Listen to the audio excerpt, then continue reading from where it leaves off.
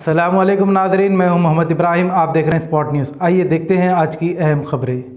मैं ड्यूटी में था। हाँ और जब भी रिलीव होकर जब भी ड्यूटी चढ़ा था मैं, हाँ।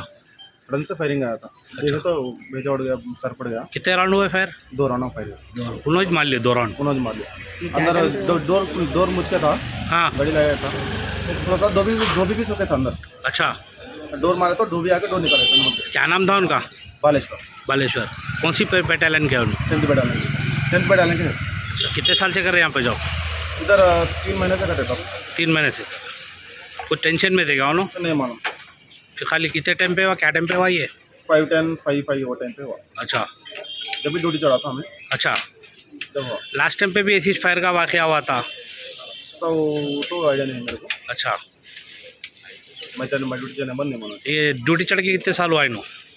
चढ़ को नजदीक 95 बैच के हो। 95 बैच के। क्या एज रहता इनका? 51 52 एज रहता। अच्छा, कुछ रीज़न नहीं मालूम? नहीं मालूम। उनको फैमिली प्रॉब्लम क्या है नहीं मालूम। कहाँ के रहने वाले हैं नो?